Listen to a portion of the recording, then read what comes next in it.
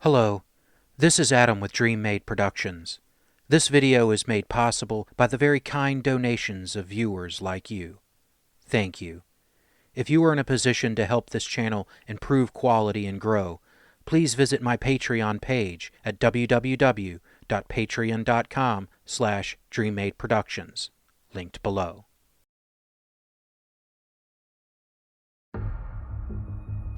Receiving incoming transmission. It's the HeroQuest unboxing right now. I'm really excited to do this unboxing because I've wanted this thing since I was a kid, but I was an only child. I lived in a neighborhood where there wasn't a lot of other kids. In fact, there wasn't any. And my parents knew. They bought it for me for Christmas, for my birthday, because it was Tuesday, whatever. That means I'd be bugging them to play it with me. And well, yeah, there went that idea. So it kind of just mentally ended up in that pile of board games, like Crossfire and things like that. Stuff that, as a 13-year-old boy, you see the commercials and they're like water to a man dying of thirst in the desert. And you gotta have it, but... Hey man, that sucks not getting this game when you were a kid. I lucked out and my parents got it for me after a copious amount of begging on my behalf. Fortunately, my cousin lived not too far away, so me and him were able to sit down and play this thing all the way through multiple times. I thought since you did such a good job showing off the new version of HeroQuest, I'd pull my copy out of storage and show you some of the differences. Here we go with the original art box. As you can see, it's a little different, but very much the same in a lot of ways. Some of the characters are a little less detailed, and I really like the star and moon of the wizard there. You can see there that the evil knight's artwork has changed. Flipping over to the back, you have the kids playing the game, like they had in that corny commercial that sold this game to so many of us. That iconic first level basically there. Listing for everything that comes in and trying to sell this to us kids.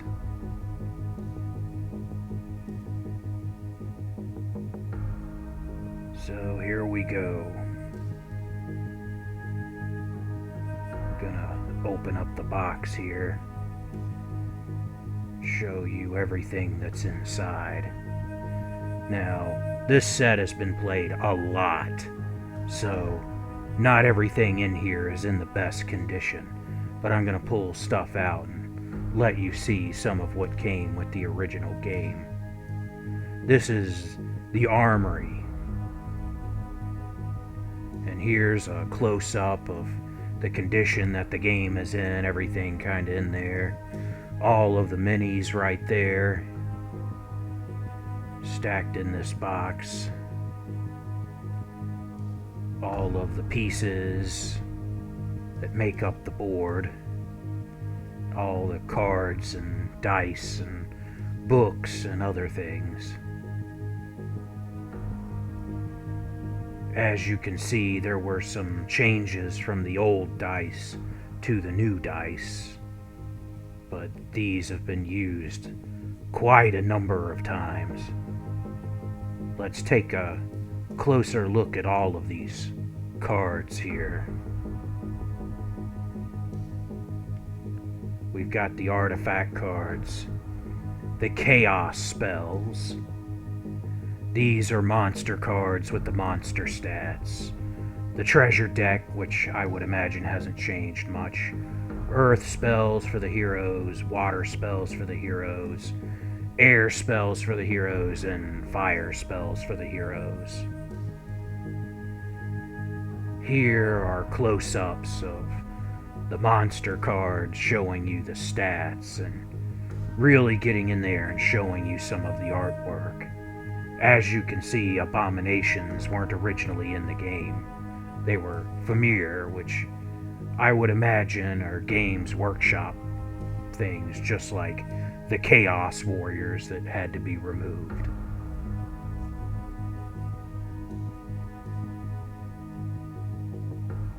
Here's the gargoyle, the thing that most kids that had this really remember.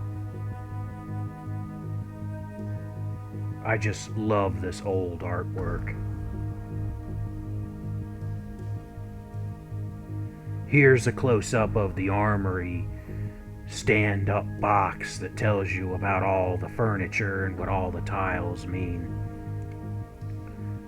Here we have the different traps that'll show in the book in the different tiles.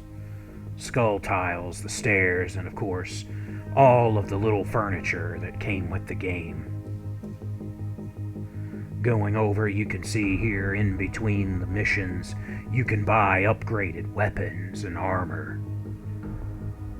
I believe in the new one it had cards, but at least in my example, the only thing we had was this Armory merchant selling board.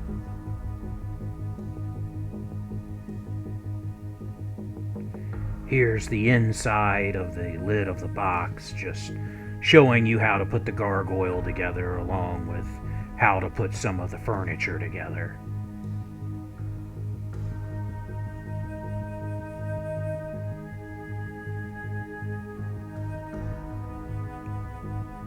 Switching over here, here's the Game Master, Dungeon Master screen with the amazing art that's on it.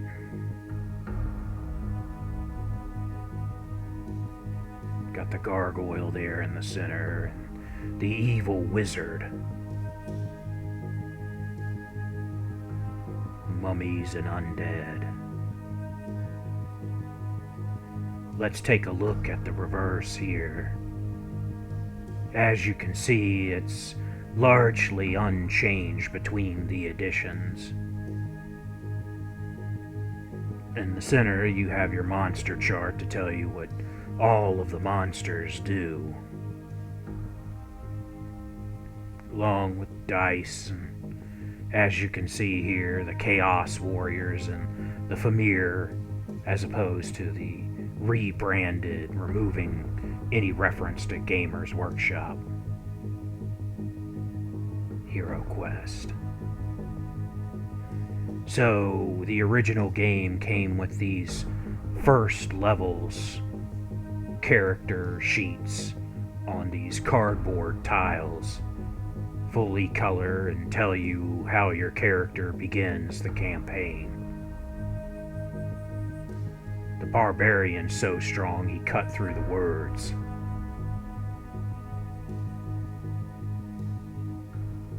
The elf looking badass. Here's a picture of the record sheets that came with the original game. You would write down what happened in between. As you can see, you got some gold to spend. Here's the quest book that tells you all about the different adventures that you'll be going on. The book says you can run any adventure at any time, but really it's meant to be played as a campaign, complete with opening text for the campaign in general and each individual mission.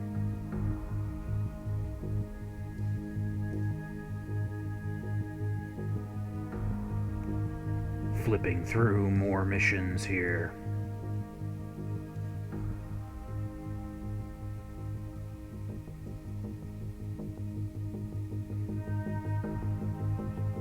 Now, this book came with this blank sheet in the back, and all of the symbols you would need to make your own adventures. This was ingenious in my opinion. Before I began involved in RPGs like Dungeons and Dragons, I would sit here and read this book, creating adventures to be played out on this board, finding different combinations for these monsters.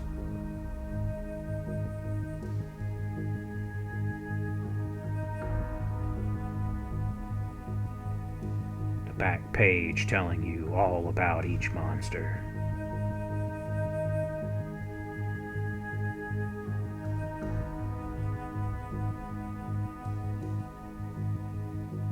And here's a picture of something I young mind came up with back in the day, copying that last page, cutting them out on pieces of paper, and then creating my own levels. Here's the board itself. Just looking at your video and then pulling this back out of the box, I didn't see too many differences. I wonder if they did just straight reissue the board, or if there's some small changes along the way. Either way, reusing this board for all the different adventures is a lot more fun than you would think. Here are the doors. Now, the doors in the early sets, the first set like this, they're made of cardboard. So 30-40-year-old cardboard being as used as much as this set has, it's seen better days. Sadly, that's other things you'll see as this video continues. Here we have a kind of glory shot of all the furniture that came with my game. At least, that survived anyway. Here's the weapons rack. As you can see, the pole arm top is missing off of that one. Can't remember exactly when that broke. The alchemist desk with the removable scales.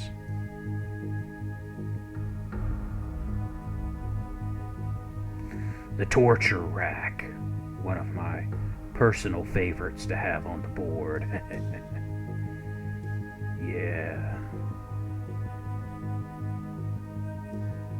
The Crypt, another favorite of mine. It just looks so cool. As you can see, a lot of these pieces used plastic toppers, cardboard in between, like in that chair. Came with 3 treasure chests that look just like that. Here's the bookshelf, or one of the bookshelves, with mice that you could attach to it. And here's a cabinet. Again, just cardboard with some plastic on top. As you can see, my candle holders have seen better days for this tome. Apparently, I tried to fix it as a kid with some glue, and you can still see some of that. Here's the fireplace. My camera will cooperate. Sadly, nothing cool on the back.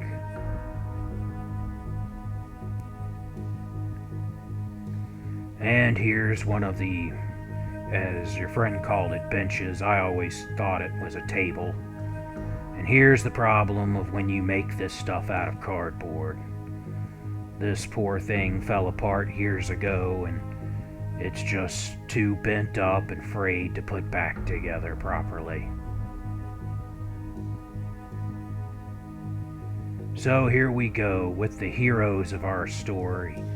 First up, we have the wizard, the elf, beefcake barbarian,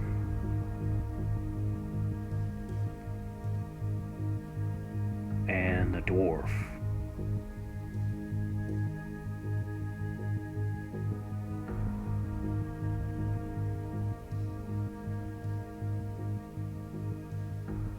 Now, the sculpts on these things have varying degrees of detail.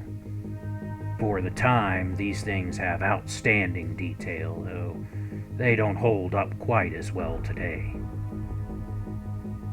But you can see, like on the elf, there's lots of little detail on him. Not bad at all, especially for a game in the late 80s, early 90s. The big barbarian.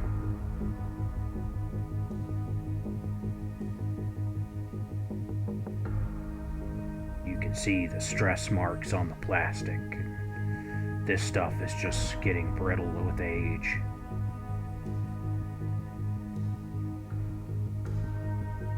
Here we go with the dwarf. I personally think he's the most detailed out of all 4 of the heroes, especially with that cool little rune thing on his axe. All the little links in his chain shirt it looks like he's wearing. And they even continue the detail on the back.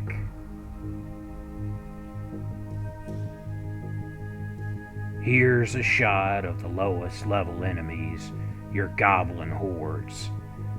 As you can see, they used basically the same goblin design and changed up the weapon here and there. 2 curved swords, 2 hatchets, and a single straight sword.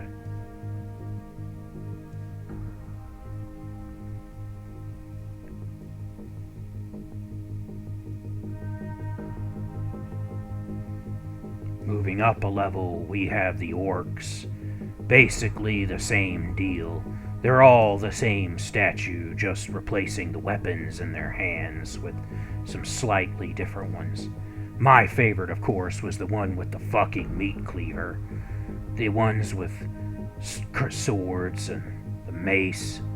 I always kind of pictured the one in the center there with the chunk out of his sword as the leader. Here we go with a couple of zombies, also carrying big fucking knives.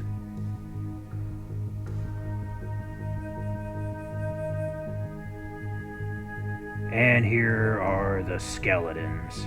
Originally, of course, they all had the scythes, but, you know, over the years it looks like some of them broke. The detail on these are not quite up to what the other detail are, but still not bad for a kid's game from back then. Here we have a pair of mummies. Oh, because apparently I dropped my camera. But all the bandages are there. Again, the exact same pose here. Just 2 of the same figure.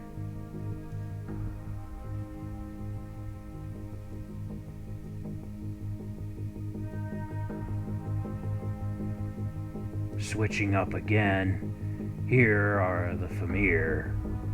I'm assuming these things were created by Gamers Workshop, since I don't think I've seen these things in any other kind of, you know, Dungeons and Dragons or equivalent.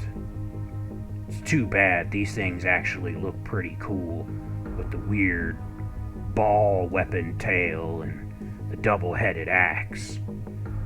It says they're like cyclopses with a single eye, and I wish my camera would have gotten in there and gotten some more of the better detail. I always pictured that thing on his belly being a shield that he took off of a hero, because this guy looks like he's really big.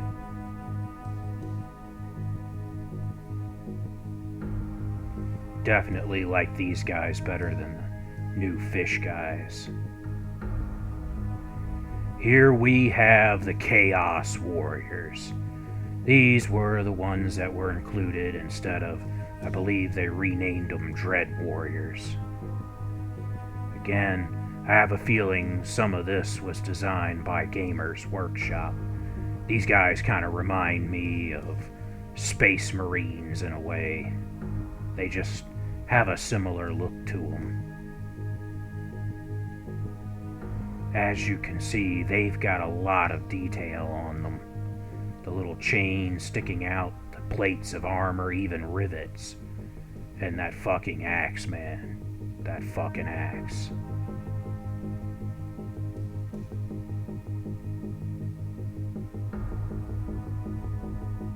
So here are the special pieces. First up, we have the Chaos Warlock, which is used for several different characters, and the centerpiece of it all, the Gargoyle. This thing was a thing that most people remember from when they were a kid if they had this game. This guy kinda served as bosses and scary encounters for the player characters. Its detail is pretty good, although, I don't know, it's just not quite as good as some of the other pieces. Chaos Warlock here can serve several different characters. They just wanted to save some money by combining them. Now here is one other special little thing that's in the box. This is the original cross sale. This thing outlined all of the other products available in the HeroQuest line. It had 4 expansions in all. I wanted each one as a kid, but these things weren't easily available, and my parents never got them. They must have not sold well, because I've never actually seen one of these expansions in person. Still, looks cool even to this day. Here is their ad for Battle Masters, a follow-up game that was much more to get people into Warhammer Fantasy, or that's at least my opinion of it. Flipping over, you could straight up order these expansions from this flyer, filling this in and sending in a check for the appropriate amount. Boy, if only games were that cheap these days.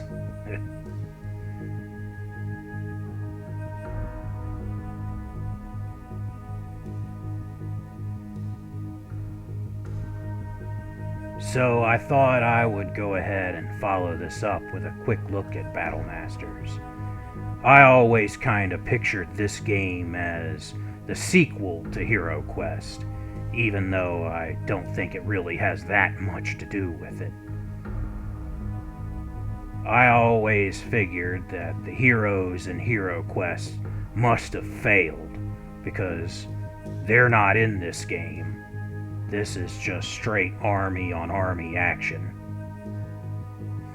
Here is the back of the box, and kinda gives you an idea of the scale of this game. In my opinion, I think that this was really a push for Gamers Workshop to get people thinking of these massive battles, to start transitioning these kids more into Warhammer Fantasy. The pieces here have been painted, and there you go, Gamers Workshop. Giving you an idea of how cool your game could be. You'll notice, though, the kids didn't paint their miniatures that are actually on the board. Yeah, Chaos Army. Figures come unpainted. So let's get the lid off here and take a look inside. Artwork's still beautiful, though. Now, this game also is not in the best of shape. Me and my friends and cousin didn't play this as much, but we definitely played this game some. It came with a full instruction book to tell you how to play and what all the cards and stuff meant. It also had a campaign of a number of battles involved that told you how to set up and carry forward what happened in the game prior.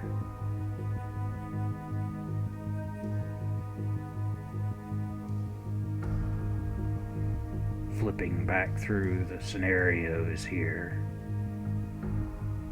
Nowhere near the same number of options that you had in HeroQuest, but still, as you can see, the dice are more or less the same thing. They just have a shield instead of a good and bad shield. The game was played by flipping these cards, and they would tell you who got to move. In this case, you could move your Orcs. In this case, you could move the Imperial Army could move their archers, crossbowmen, and men-at-arms, and there's a bunch more Chaos units moving.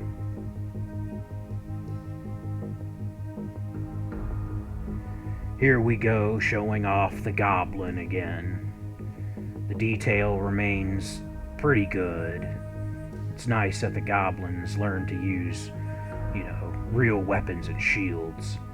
As you can see, each figure has a symbol on it somewhere, normally on their shield or a flag, and you match that symbol up to the base so that you can put all of the appropriate miniatures on the correct base. The numbers that just flash by real quick is the attack and defense power of the unit. So our little goblins here attack and defend with 2 dice. They go on the pegs. Pegs go into the little bases here, and you know, you'd have a bunch of these little goblins, and that's basically what it would look like. Moving up some, we have an orc. Much more professional looking orc here. As you can see, this orc goes with this stand, and instead of 2 attack and defense dice, he has 3. Here's his flag. Each unit came with a flag that goes in the stand. So there's your base with the flag in it to help keep track of who's what and where.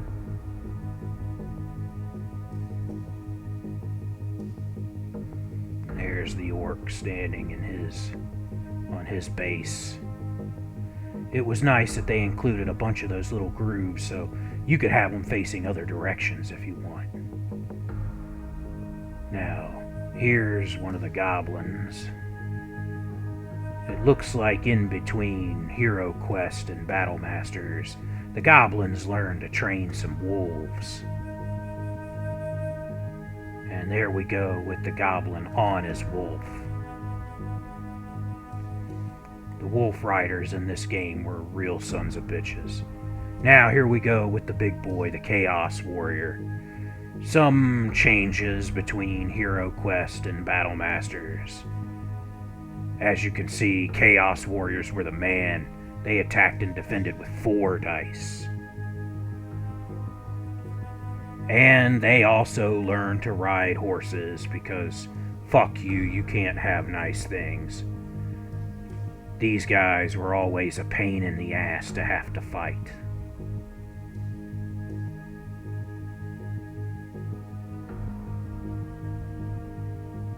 Damn, even as an adult, that thing looks intimidating. Especially with that fucked up flag. That just screams you're getting sacrificed to some dark god.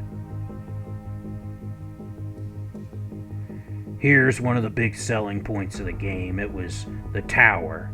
It really didn't have that big of an effect on the game. You basically wanted to put your archers in it. And here is a still shot of what the game looks like all set up. This is from the internet. My version of the game does not look anywhere near that good. Well, BattleBound, I figured I'd respond to your video with one of my own, showing off some of the stuff that sadly it looks like you missed out on. But this was a gateway game. This isn't something that I would break out and play that often today. The biggest deal with this game is it got me ready for what was to follow. Dungeons and Dragons allowed for so much more than HeroQuest. More advanced gameplay, the ability to tell better stories, and just was better in my opinion. Still, this was a game that was simple enough to get you into it. Battle Masters is a okay game for kids, but really doesn't hold up today.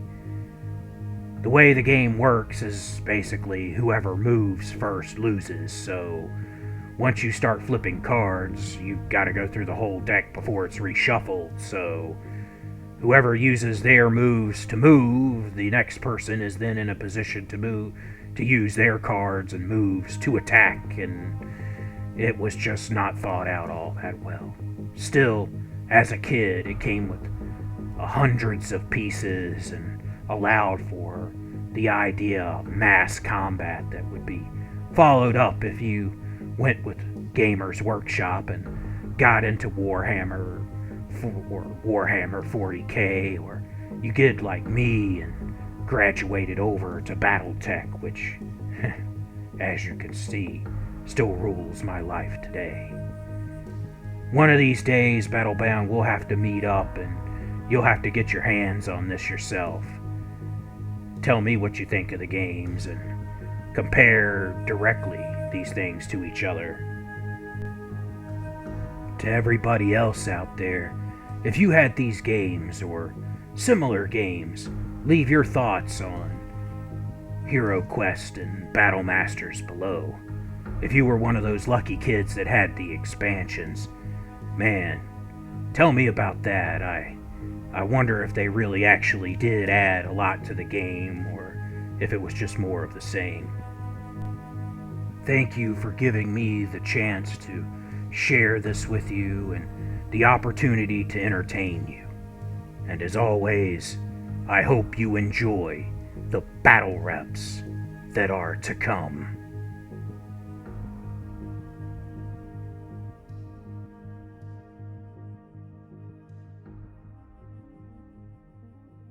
Hello, this is Adam with Dream Made Productions. Thank you for watching my content. It really means a lot that you have given me the chance to entertain you. If you would like to support the channel, please visit my Patreon at patreon.com/DreamMadeProductions, linked below. Also below is a link for PayPal, or links if you would like to send crypto, if that's more your thing. Please know any amount that you give will be cherished and used to upgrade equipment and improve the channel. You can also help the channel by subscribing, turning on notifications, liking, commenting, and sharing my channel with anyone you think might be interested. Thank you again for watching, and I hope you enjoy the battle reps that are to come.